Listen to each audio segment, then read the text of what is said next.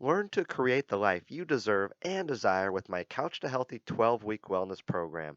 In this program, you'll learn how to create the mindset needed for better health, healthy eating habits, proper exercise using the slow, easy method to burn fat, and some of the best strategies to get and stay motivated. The program is now 50% off for a very limited time. Click on the link in the show notes to learn more.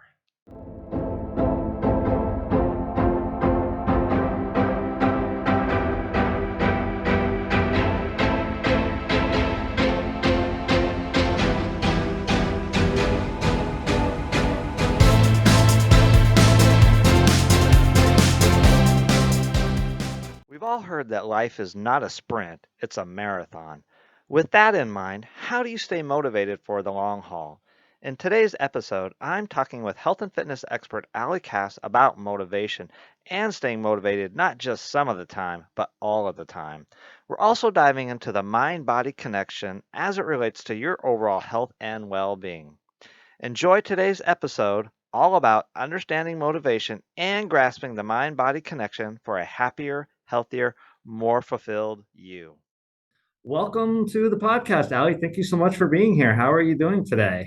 I'm doing great. Thank you so much for having me, Brad. It's great to be here and I'm excited to talk about all the things. Well, I'm super excited. And I know one thing we were talking a little bit off camera. You have an amazing story, an amazing journey. And I hope it's okay if I tell listeners your age. I should have asked you that. But Yeah, at your age absolutely. of 30 years old, I'm just blown away by everything that you have done and accomplished at such a short time. You've done at 30 years what most people like me take 40 or 50 years Mm, to do. So it's truly, truly incredible. But one thank you. thing that really, you're a former professional competitor, bodybuilder and whatnot. We were talking, and at some point you may get back into that. But one thing I was really curious about that I wanted to start off today is this idea of motivation. To train at that level takes a lot of commitment, a lot of drive, a lot of motivation. Some use the word discipline. What drives you? What motivates you? How do you stay on that path, especially like training for a competition? That's a several month type of a journey. What trains you, and how can others learn from that, and how can others learn to stay motivated? We'll start with that. Awesome. That's a loaded question, so I'll try Yeah. not to go too far into it. But no, that's a great question because so many people, and including myself, struggle with motivation. I would be lying if I said I wanted to get up every single day and train hard, or if I wanted to get up every single day and do what I need to do in my business, or whatever it is. We all have days like that. So I think first and foremost, for people to understand that even the people that you look up to who look like they're crushing it in life, they have days when they don't want to show up. And so that's when learning how to either cultivate motivation or also in the process of cultivating that motivation, build the habits and the discipline to just get up and do it anyway is really important because we do all have days where we don't want to do it.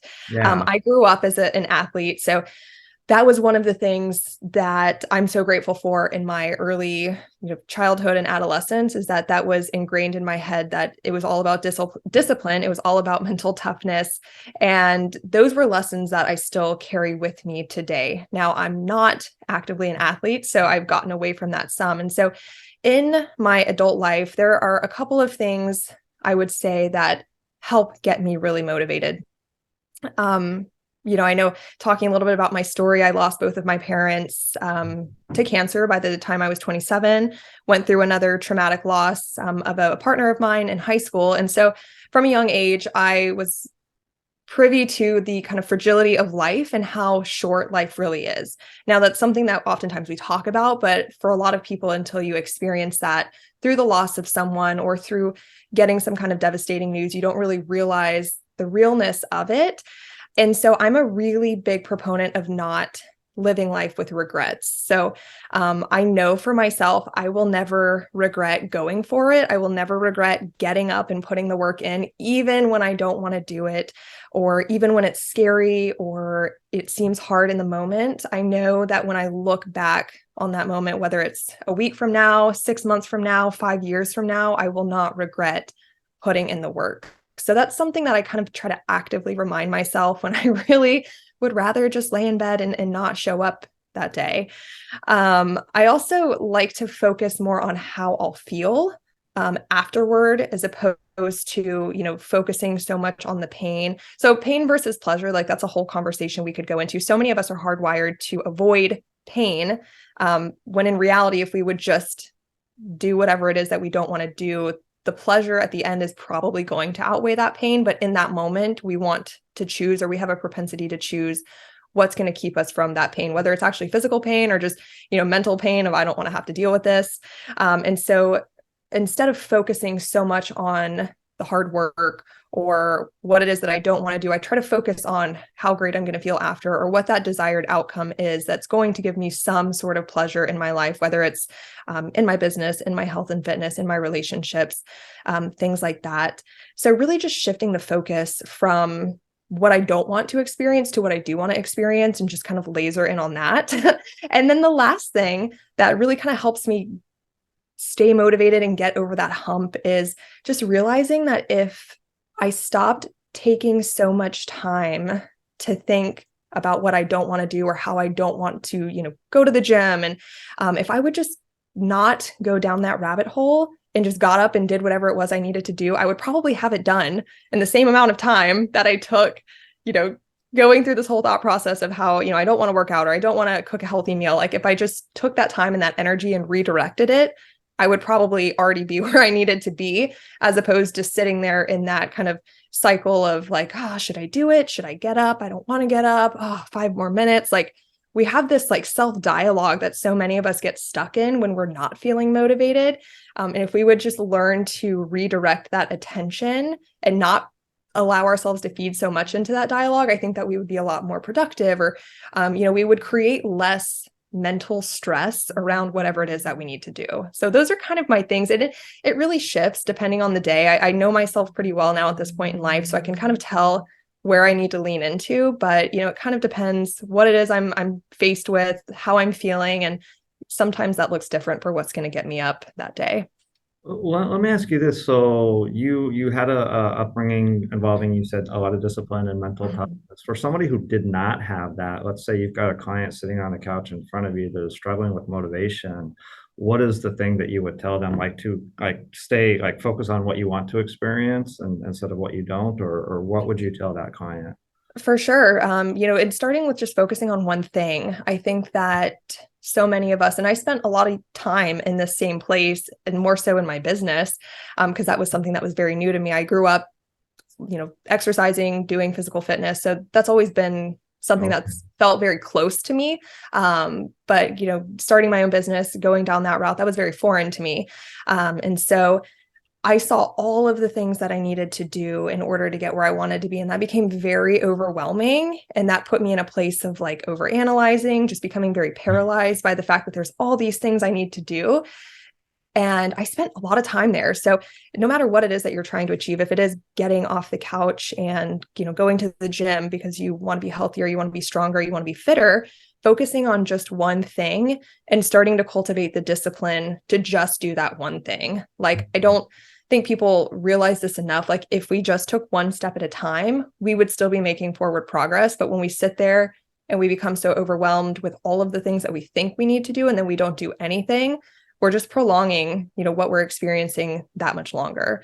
And it makes it that much harder because at that point, we don't want to show up. So that, and then, getting yourself a coach too. If you're somebody who is motivated by that accountability, or that, somebody holding you accountable, I think that is a huge value, especially at the beginning of your journey while you're working on making those shifts and making that a part of your lifestyle.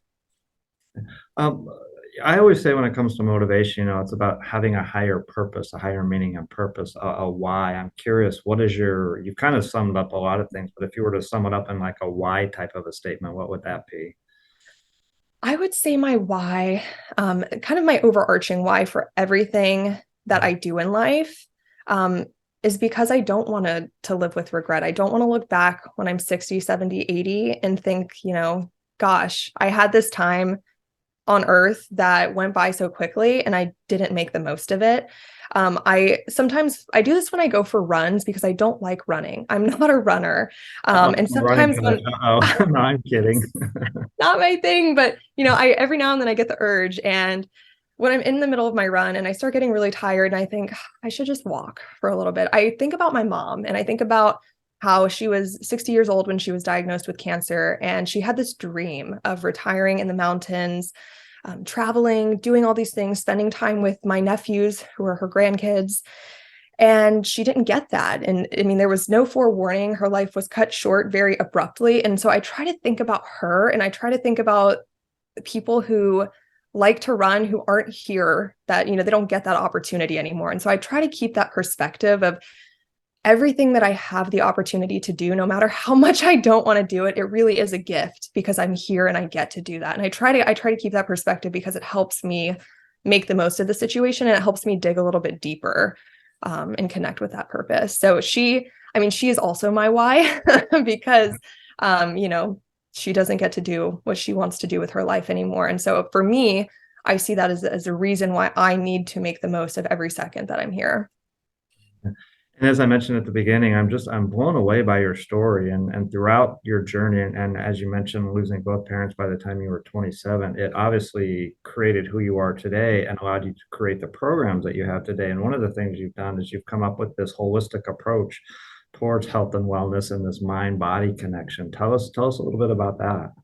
Yeah. So, mind body medicine is a field that has really started gaining a lot of traction, I'd say, over the last 2, maybe 3 decades.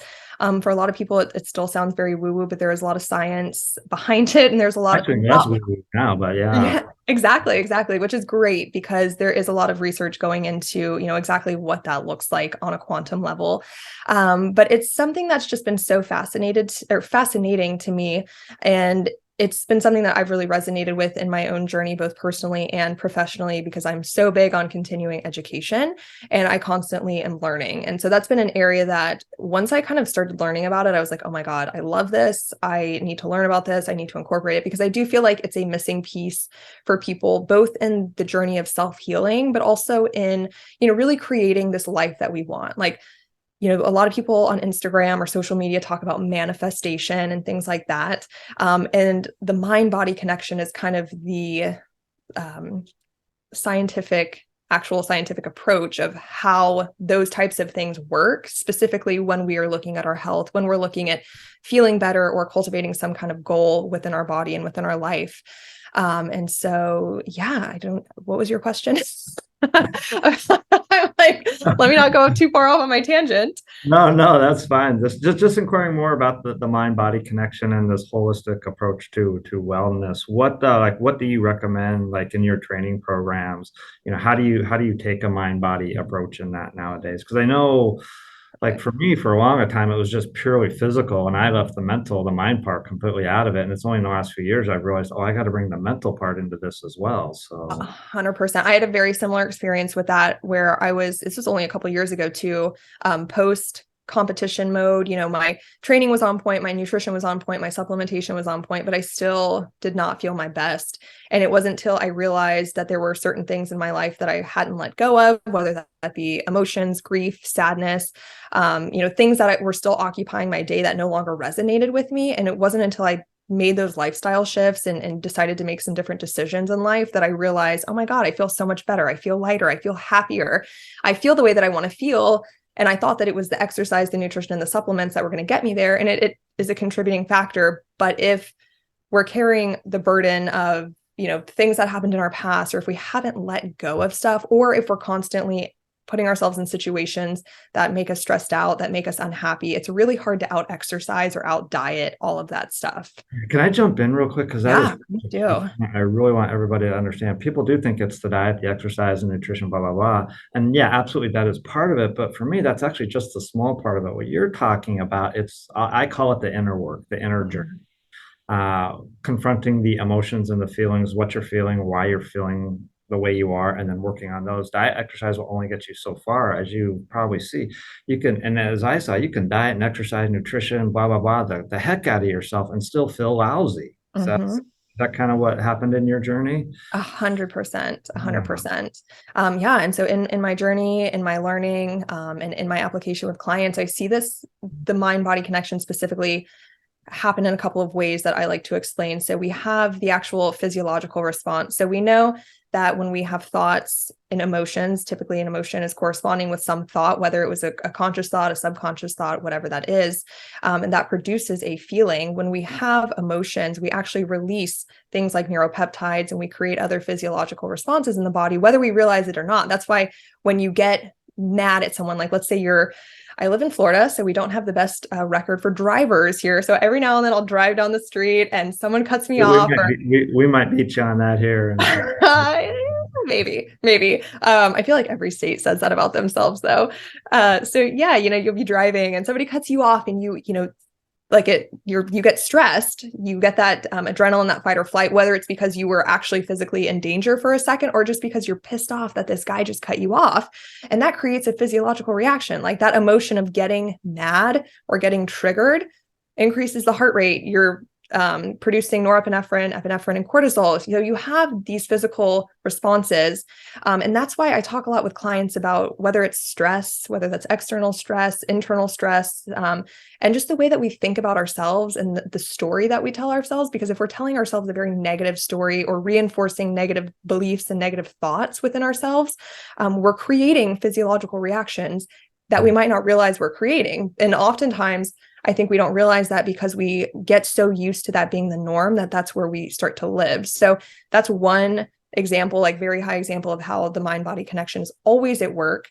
And then subsequently too, when we have beliefs, thoughts, things like that, that are very disempowering, it's less likely that we're actually going to get up and, take the actions that we need to take in order to get us to our goal. So not only are you, creating physiological reactions in response to what's going on in your mind, but when your mindset isn't in the right place, you're less likely to adhere to the things that you need to adhere to in order to get where you want to be. Just to tangent a little bit on this idea of stress and stress management, like it could be an external stressor, as you said, or sometimes an internal stressor. I always like to say, and what you're thinking on this is, stress is always our perception of what's going on. Exactly. And so it's a matter of changing our perception. I always give the example of the rain and the farmer and the soccer player.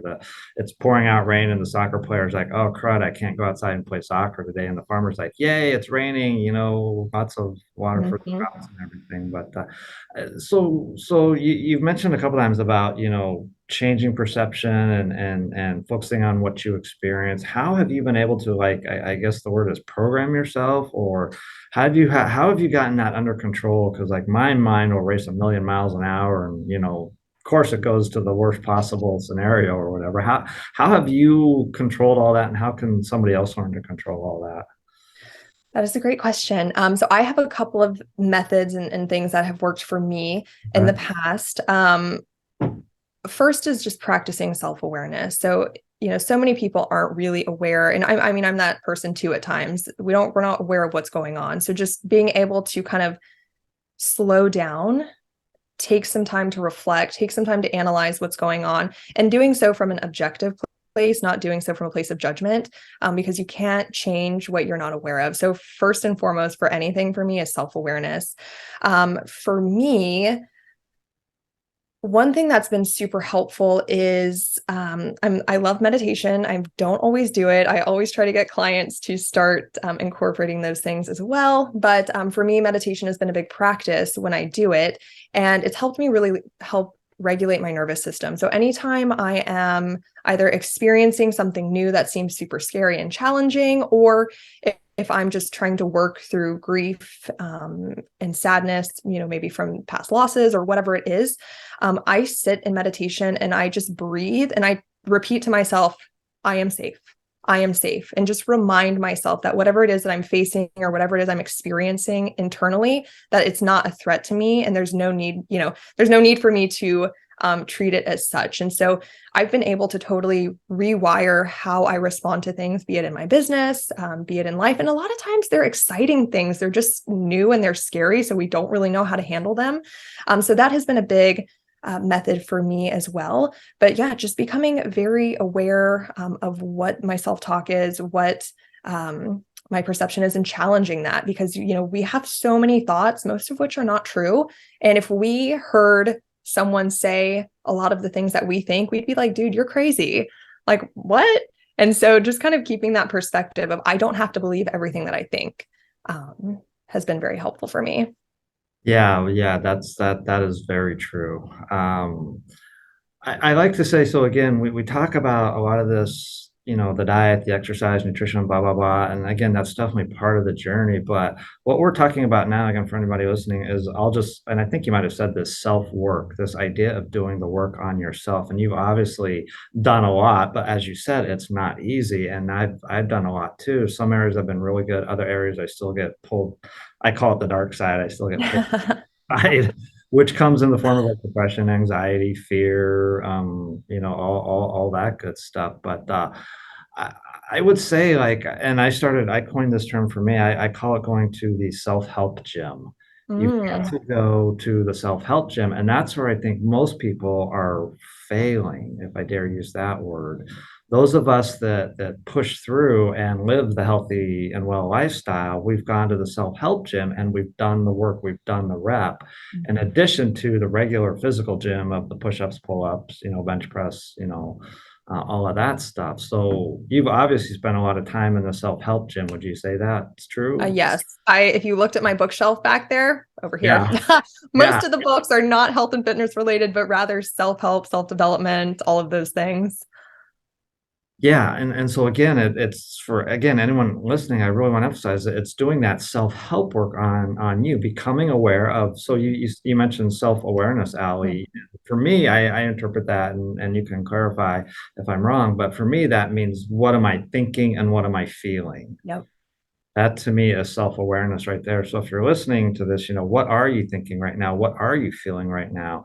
And then begin the process of change to what you said. I want to focus on this thought and I want to focus on having this feeling. So let me segue then, because yeah, you've been through this journey and been to the self-help gym, and segue a little bit into this idea of body positivity and Mm-hmm. everything. I know that's a huge issue. It's becoming a huge issue for men now as well. The big chest, the chiseled abs, and all that. But it's always been an issue for women. They've always been, gosh, what's the word? Stereotyped and bombarded if you don't look a certain way or something like that. So take us through that part of your journey, and how did you deal with that? And what do you tell others about body positivity now? Absolutely. So I will say I was pretty fortunate enough to never be someone who I never had a terrible relationship with my body, but I didn't have a good one. And I'm at the place in my life now where I have the best relationship with myself, and it's absolutely wonderful. I will tell you that's been the biggest game changer for me on my health journey, because the choices I make now they come from a different place, even if it's the same choice, which is absolutely wonderful. But when I was going through my journey, transitioning out of being an athlete, I had a very unhealthy lifestyle and I quickly gained weight. I just felt I had a lot of brain fog, fatigue. I was like 21, 22 years old. And I just remember thinking like, I'm way too young for this. Like, what is going on? Like, I should not feel this way, which PSA, no one should feel that way. It doesn't matter if you're 50 or Yeah, 60, like you can still feel great. Yeah. And so, yeah, I did not like the way that I felt. I did not like the way that I looked. And so that that kickstarted my journey, in part because I didn't have that healthy relationship. I didn't feel comfortable in certain clothes. I was like, I'd love to wear a crop top and not, feel disgusting, for lack of a better word, because that's how I felt in myself at that time.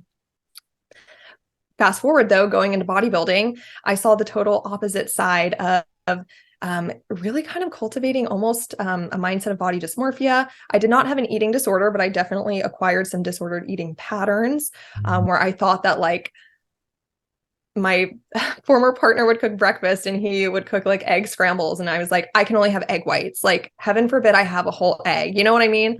I've been And there. yeah. And so I look back on photos of myself from that period, and I never thought that I was, fat or overweight or anything like that. But I remember thinking like, wow, I'd love to do a photo shoot, but I'm not competition ready. I'm not stage lean. I look back at those photos and I looked like I was doing crack, and I wasn't. So for anyone who's listening, I've never done that, but I was so lean. But I did not look at myself as such at that time. And so that was really difficult, going from kind of one extreme to the other. And that's when I realized, and it was after that second competition I did where I got my pro card, I realized it does not matter how much weight you lose. It doesn't matter how in shape you get. If your perception of yourself is distorted in any way, and oftentimes that comes down to how we feel internally and how we feel about ourselves and our self-worth, it doesn't matter what you do to your body to transform it. You're never going to see it the way that you think you're going to see it. And it's not going to change your life. You might change the way you feel, but you have to do, like you said, you have to go to the self-help gym and do the inner work in Can I order jump to. in real quick? Yeah, please do. This is so key. A lot of women, men too, think they'll change their body and it will change the inside, but it's not true at all. No.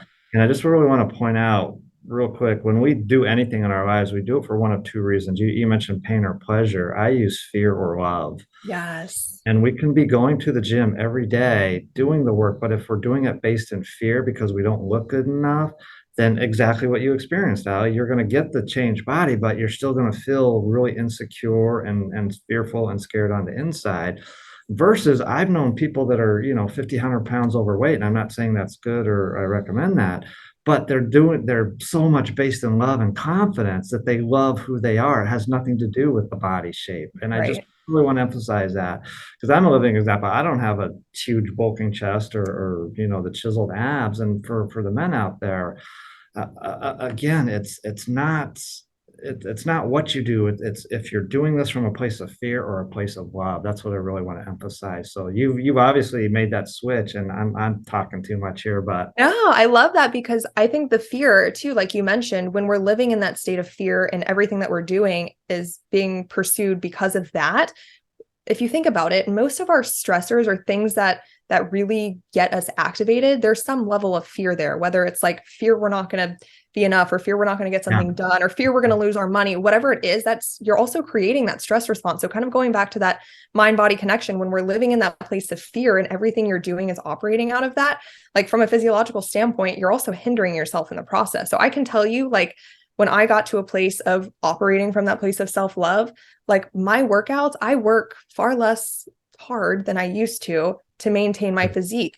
I eat in a way that feels very effortless to me because I'm operating from that place of making decisions because I love my body and it feels good. I don't have to like obsess about it or think about it anymore at that level of nuance. And so when you're operating from that place, your results are actually going to come easier anyway.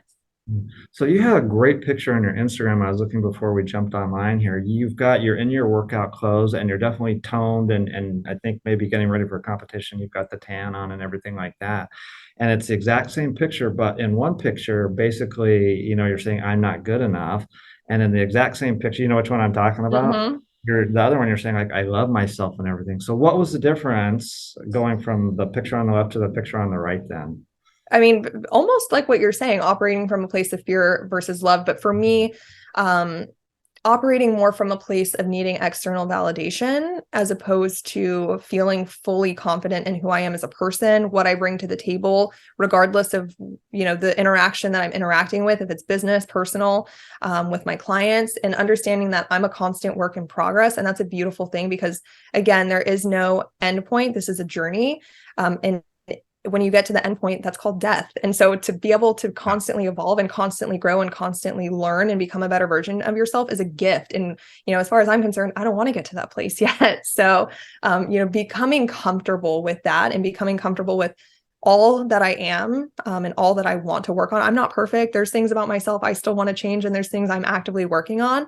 But like you said, doing that from a place of love as opposed to fear or a place where I'm constantly breaking myself down. You see yourself differently and you see life differently. It's like that saying, if you want to see things different, like change who you are, not change, don't change what you're looking at, but change the lens at which you're looking at it through.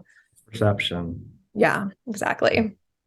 Unfortunately, we're starting to run out of time here. Real quickly, Allie, how can people get in touch with you? You've got a website? Yes, my website is www.alliecasshealth.com. And then my Instagram handle, which is the social platform I'm currently most active on, is at Allie Cass Health.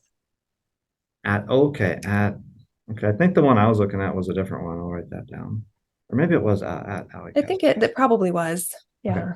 I'll put these all in the show notes as Perfect. well for anyone that's listening or wants to read those. Allie, we've talked about a lot of things today, and like I've already asked you to be back on the show because I could continue on for about another hour. There's different segues I want to go, but I do want to be respectful of everybody's time. Any last parting words that you would give on how to live your best life to anyone that's listening, man or woman? Make the decision and start today. It doesn't have to be big. It doesn't have to be anything crazy, but so many of us think that, oh, I've spent 10 years getting to this point. No, you didn't. It took you 1 second to make a decision, and everything else after that is what, is going to get you there. So just make the decision, own it, and embrace the journey, because that's what it is. It's not about being perfect. It's not about doing everything right. It's about growing, learning, and evolving. Yeah, that is true spoken words, true spoken words. I'm smiling here because I can relate so much to what you said. So much of my journey was rooted in fear, self-loathe, and low self-esteem and all of that. And it's learning to do the self-help gym and do the inner work. Yeah. But anyway, Allie, thank you very, very much for being here today. I wish we had more I time. know. I've already we'll talk later off camera and about getting you back on the show. But for anyone listening, again, I deeply appreciate it, and I always like to give something free at the end for listening all the way to the end. So the word of today is love. Just simply DM me the word love, and I will send you my free Walking for Health program. It's a 24-day health and wellness program, I should say. And people always ask me, "What do you do to stay healthy and live the health and wellness lifestyle?" It's all in that Walking for Health program. Everything is in there, so it's yours completely free. Just DM me the word love. And if you are listening, I do want to say thank you. Please hit that subscribe button. Leave me a 5-star review. Share this podcast. Allie is an incredible journey, and she's so young. Oh my gosh. I wish I had your knowledge and insight when I was that age. It's taken me a Thank while, you. but it's better late than never. Exactly. It's all part of the journey. Yeah, all part of the journey. So, yeah, please hit that subscribe button. Leave me a 5-star review. Share this podcast anywhere. And Allie, thank you very much again for being here. And everyone, thank you for listening. Until next time, be well, be safe, be happy, eat ice cream. Take care, everyone. Thank you.